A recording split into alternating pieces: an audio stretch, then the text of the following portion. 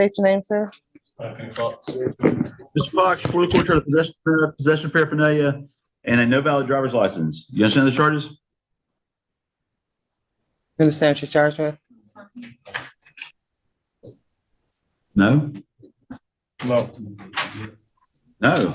She doesn't understand. Allegedly, you had methamphetamine on or about your person, and allegedly, it may have been contained within something that qualifies, aka a clear plastic bag, that qualifies as paraphernalia in the state of Florida. And allegedly, you were operating a motor vehicle without allegedly having a driver's license. You understand that? I understand the driver's license. Yes, sir.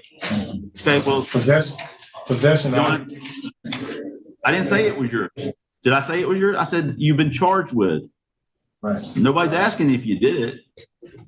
I'm just asking if you understand what the charge is. No. Yes or no? No, sir. Okay, then we'll bring you back tomorrow when you understand. I was hoping I'm not from this state. I mean, this county. If I can just resolve everything today. You got a parole hold. You wouldn't get out anyway. You got nowhere to go, man. So, do you understand the charges against you or not? I understand they charging me with it. Yes, sir. That's all you got. See how easy that is? I don't know why do we have to go back and forth It's about not it? easy when you're in my shoes, sir. It's easy it's a yes or no question. Do you understand? I don't agree to the Nobody's contract. asking you to admit to anything. I just need to make sure you understand the charge. I'm a proud citizen, sir. I'm shocked Under you're UCC bubbles.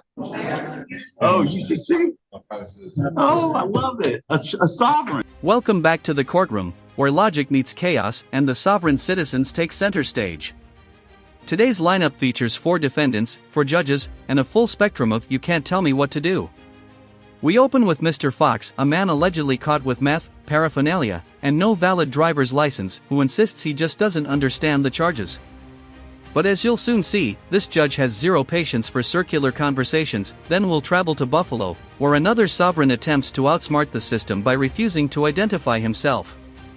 And finally, a familiar name, Eric Martin, returns for a verbal sparring match with Judge Slavin, one of the most no-nonsense judges on YouTube.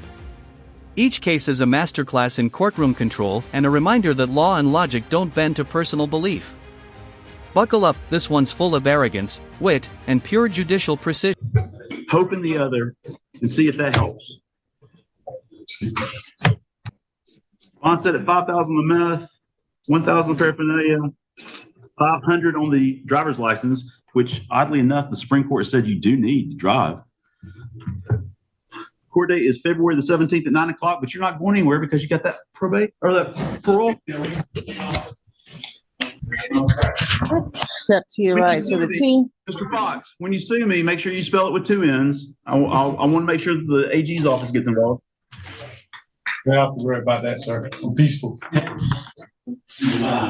Sign where the light is for your copy of that. What we're seeing here is classic confusion tactics.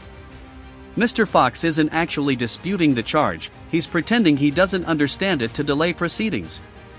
Judges deal with this move constantly, defendants refusing to acknowledge jurisdiction or the meaning of charges. But notice the judge's patience thinning as he repeats the same yes or no question. That sigh before "will bring you back tomorrow when you understand?" That's not just frustration, it's control. The judge refuses to engage emotionally. It's subtle but powerful. He draws a hard line between confusion and manipulation. If Mr. Fox hoped to buy time or sympathy, this is where that strategy backfires hard. All right, good morning, Mr. Calzada. You're here for arraignment, so could you please tell me your full legal name? I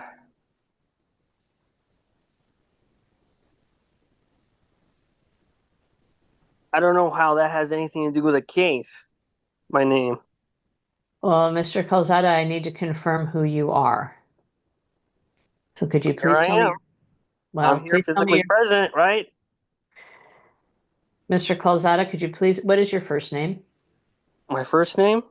Well, it could be anything, right? I could change my name at will, right? All right. I'm going to set this matter over for an in-person arraignment, and Mr. Lohr, you'll have law enforcement standing by. All right? Well, there you are. All right.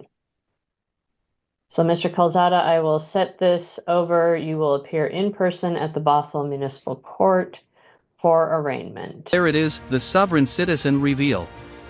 The moment Mr. Fox claims to be a sovereign, the judge's tone flips from procedural to playful. When he says, "Oh, I love those guys," it's dripping with sarcasm, a veteran judge recognizing a script he's heard 100 times.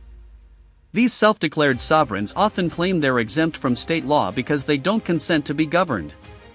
The irony? They're making that claim inside a state courtroom. What's fascinating here is the judge's ability to balance humor with authority, mocking the ideology just enough to diffuse tension without losing control of his. At the Bothell Municipal Court at that time. All right? Looks like there's no free will then. So, So then what am I doing here then? Hold on, what am I doing here? well, right now you are not responding to my questions. So Well, I'm you're going not to have you responding to any of my. I don't have a problem of answering any of your questions, but I have a couple questions first. I have to Miss- understand too. I don't understand what's going on. I don't know. Listen closely here, the judge breaks down bond amounts and court dates while slyly mocking the absurd logic behind driving without a license defenses. The line, which oddly enough, the Supreme Court said you do need to drive, is a surgical strike, polite sarcasm aimed at the heart of sovereign logic. He's reaffirming reality while keeping the courtroom calm. Notice how Fox's demeanor shifts from defensive to almost submissive. It's a textbook example of judicial dominance through tone and pacing, not aggression.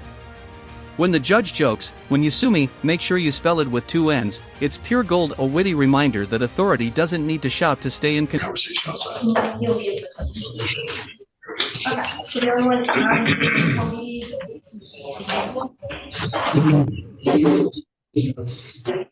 All right, today is the date and time set for a hearing in this matter with regard to a bond violation.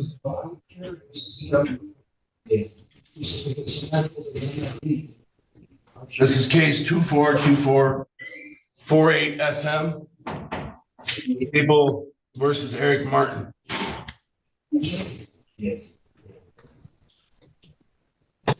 Everybody hear me? Yes, good morning, Judge Donna Sub on behalf of the people, P87439.